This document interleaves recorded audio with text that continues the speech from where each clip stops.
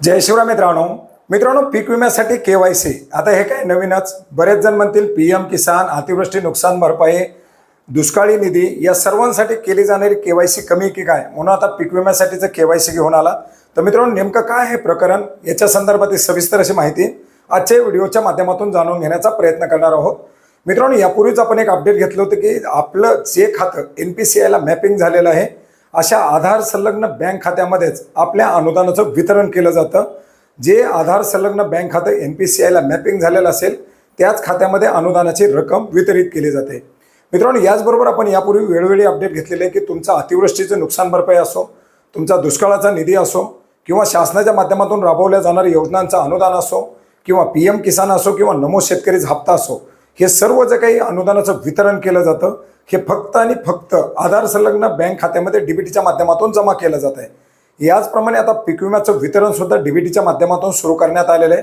शेतकऱ्याच्या आधार संलग्न बँक खात्यामध्ये त्या अनुदानाचं वितरण केलं जात आहे। त्याच्यामुळे शेतकऱ्यांना पीक विमा भरत असताना दिलेलं खातं आणि आता अनुदान वितरित होता पीक विमा वितरित होणारं खातं हे वेगवेगळे ज्या बँक खात्याला आधार लिंक आहे, जे खातं एनपीसीआयला मॅपिंग करण्यात आलेलं आहे त्याच खात्यामध्ये पीक विमा देखील वितरित होत आहे।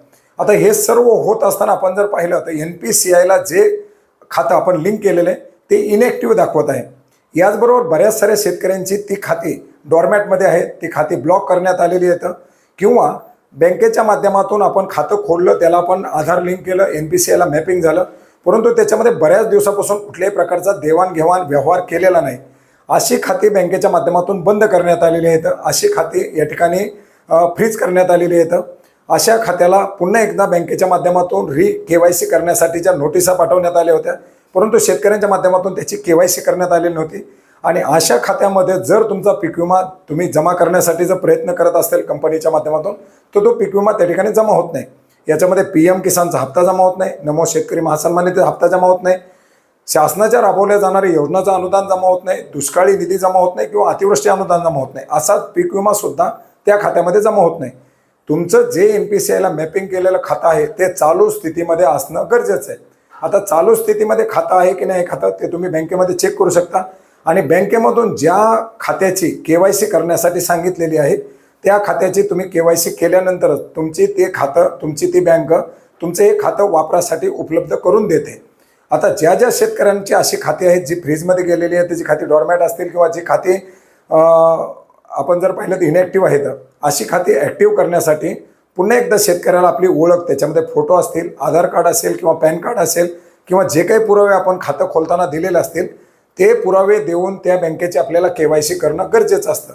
आणि अशी केवायसी केल्यानंतरच बँकेच्या माध्यमातून ते खातं सुरळीत चालू केलं जातं आणि शेतकऱ्याचा जे काही थकीत अनुदान असेल किंवा पीक विमा जो असेल, जो काही या सर्व बाबीमुळे वंचित असेल तो त्या खात्यामध्ये क्रेडिट होतो।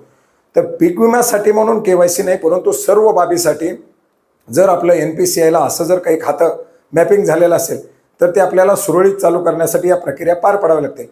आता बरेच जण म्हणते मी ते खातं वापरतच नाही आणि माझं ते खातं एनपीसीआयला मॅपिंग झाले, मला ते काढून, त्याच्यासाठी तुम्हाला अधिकृतपणे बँकेमध्ये भेटून ते खातं तुम्हाला बंद करावं लागेल आणि तुमचं दुसरं खातं तुम्हाला आधारशी या एनपीआयसी मॅपिंग करण्यासाठी बँकेकडे विनंती करावी लागेल। तर बऱ्याच साऱ्या वेगवेगळ्या बँकेमध्ये शेतकऱ्यांची खाती आहेत, परंतु व्यवहार न झाल्यामुळे अशी खाती या ठिकाणी थंड फ्रीज झालेली आहेत, पडू नये, त्याच्यामध्ये कुठल्याही प्रकारची देवाणघेवाण होत नाही आणि अशा या खात्याला आता तुम्हाला सुरू करण्यासाठी बँकेची केवायसी करणं गरजेचं आहे आणि याच बाबीतून या पीक विम्याचं तुम्हाला या ठिकाणी वितरण होऊ शकतं।